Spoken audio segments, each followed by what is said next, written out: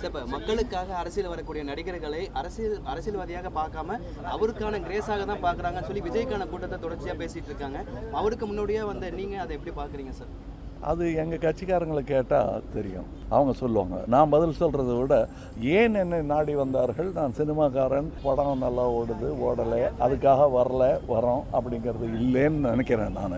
அப்படி இருக்கிறவங்கள நீங்கள் வேணாம் சினிமாக்கே வாங்க, நான் அங்கே நல்லா ஆடி காட்டுறேன் உங்களுக்கு, இது அந்த களம் அல்ல என்பதை சொல்லி புரிந்து கொண்டு அவர்கள் தான் இங்கே இருக்கிறார்கள். கடந்த காலங்களிலும் சரி இப்போதும் சரி சினிமாவில இருந்து அரசியலுக்கு வரக்கூடிய பல்வேறு நபர்களையும் பல்வேறு மூத்த நடிகர்களையும் விமர்சனங்கிறது வந்து கடந்த காலங்களில் அரசு கட்சியுடைய வாடிக்கை. நடிக்க வர்றவங்களே வைப்பாங்க, அரசியலுக்கு வர்றது இருக்கட்டும். இவன்லாம் என்னைக்கு நடிகனாக போகிறாங்க. கூடக்கூடிய கூட்டம் அனைத்துமே ஓட்டா மாறாதுங்கிறது வந்து எதிர்கட்சிகளுடைய கண்டிப்பாக மாறாது.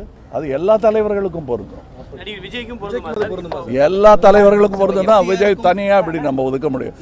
எனக்கும் பொருந்தும், எல்லா தலைவர்களுக்கும், இந்தியாவில் இருக்க எல்லா தலைவர்களுக்கும் கூட்டம் சேர்த்துட்டா அது ஓட்டா மாறாது. விஜய்க்கு ஒரு வரியில் அட்வைஸ் கொடுக்கணும்னா என்ன மாதிரியான அட்வைஸ் கொடுப்பீங்க? யாருக்கு? விஜய் அவர்களுக்கு. நல்ல பாதையில் செல்லுங்கள், தைரியமாக முன்னேறுங்கள், மக்களுக்காக செய்யுங்கள் என்பது தான் நான் எல்லா அரசியல்வாதிக்கும் கேட்குற வைக்கிற வேண்டுகோள். நான் வெறும் சிட்டிசனாக இருந்தாலும் அப்படி தான் வச்சுருப்பேன். ஐயா எங்களையும் கொஞ்சம் பாருங்கள், எங்களுடைய முன்னேற்றத்துக்காக வேலை செய்யுங்க, உங்களை எந்த இடத்துல கொண்டு போய் வைக்கணுமோ நாங்கள் வைக்கிறோம் தானே மக்கள் சொல்கிறாங்க. அதைத்தான் நானும் சொல்கிறேன்.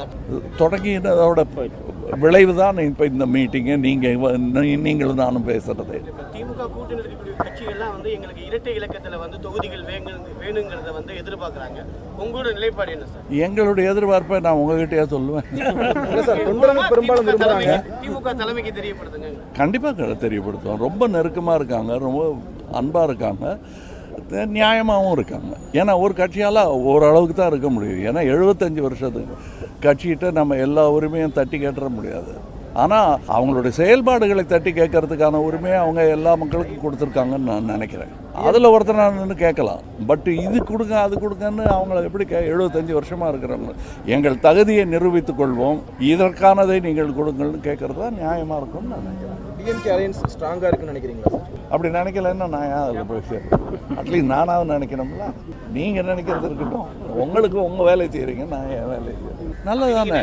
நான் நேத்திக்கும் சொன்னது தான் சொல்கிறேன். எத்தனை பேர் அரசியலுக்கு வந்தாலும் நல்லது, முக்கியமாக மக்கள் வர வேண்டும். அதுதான் என்னுடைய வேண்டுகோள். நான் வேண்டி கேட்குறது எந்த தலைவர்கள் வேணாலும் வரட்டும், ஆனால் மக்கள் தயவு செய்து நீங்கள் வெளியே இறங்கி வாங்க. ஒரு நாள் தானே, பண்டிகை மாதிரி நினச்சிக்கோங்க. அது நிஜமாகவே உங்கள் அந்த 5 வருடத்தை பண்டிகையாக மாற்றக்கூடிய ஒரு வாய்ப்பு மக்களுக்கு கிடைச்சிருக்கிறது. அதை குத்தகைக்கு விட்டுறாதீங்க உங்கள் வாழ்க்கை. அதுதான் என்னுடைய